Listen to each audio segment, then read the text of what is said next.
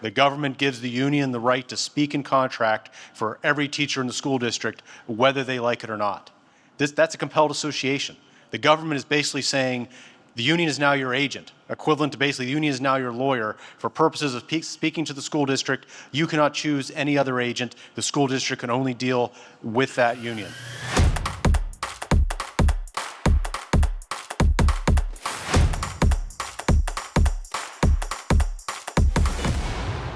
For everyday people in this room, filing a lawsuit, going to the U.S. Supreme Court can seem like kind of a big deal.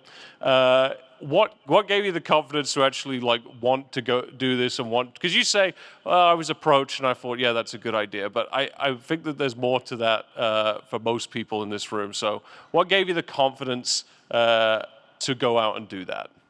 Well, I think the main reason behind it was, I have to say, it was my father, because from a young age, he taught me, if you're gonna, you have to stand up for your principles, you have to stand up for your rights, and if you're gonna start something, you need to finish it. And if you haven't got time to do it right the first time, when are you gonna find time to do it right the second time? And I've tried to live in that direction. Also, I'm very proud of the fact that myself and my son were both Eagle Scouts, and taught me a lot about leadership, perseverance, and working with people, and again, standing up for this country and what's right. And that's kind of where my background came in as to why to pursue this. And a lot of it has to do with principles. If you don't have a principle, then what are you doing with your life? That's how I look at it. Amen. Bill, over to you. So U.S. Supreme Court makes this decision. Record numbers of public employees have been leaving their unions since 2018. We're done, right? No more litigation. We're out of work, basically, right? I'm still gainfully employed. Yeah, there's still a lot of work to do, and it's the two main areas are things that I sort of touched on before. The one is the union restrictions that the restrictions that unions are placing on individuals' ability to exercise their rights under Janus, their rights to stop paying union dues. Again, the union game right now is getting people to sign cards that say in the fine print, you cannot stop paying union dues unless you notify us during one 10-day period per year, 15-day period. If you don't, you're locked in for another year. And so giving an advance notice isn't good enough. It's not like it renews annually. You have to tell them in a 10-day period. If you tell the union too early, oh, sorry, you told us too early. Your opt-out request isn't any good.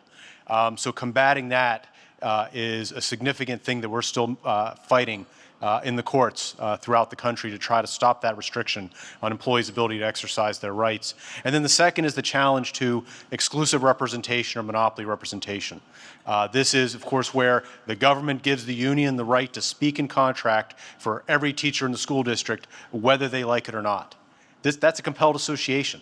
The government is basically saying, the union is now your agent, equivalent to basically the union is now your lawyer for purposes of speaking to the school district. You cannot choose any other agent. The school district can only deal with that union. We believe that in and of itself should violate the Constitution. It violates associational rights. Individuals should have the right to choose who speaks for them in their relations with the government. The government shouldn't dictate who speaks for individuals in that capacity. So those are the two big things that we're still fighting in the wake of Mark's case, which again was a huge step forward. Prior to that, individuals had no choice of whether or not to pay dues to a union. If you did nothing, the union just took money out of your paycheck. As a result of Mark's case, that's no longer true, but you still have those restrictions on when employees can opt out, and of course the union's monopoly power, which is still mountains to climb. Yeah, so think about that monopoly power. Right now, for a lot of you in this room, you probably have no real say in the negotiation of your contracts or anything like that. What Bill's saying is that one day the goal would be that we eliminate that, and that you as an individual can choose if you want to choose union representation, or you want to choose to find an alternative agent to do that, or whether you want to do that directly with your school. That's That's the way it works in most private sector jobs. And we believe that that would help us to get meritocracy back into our classrooms.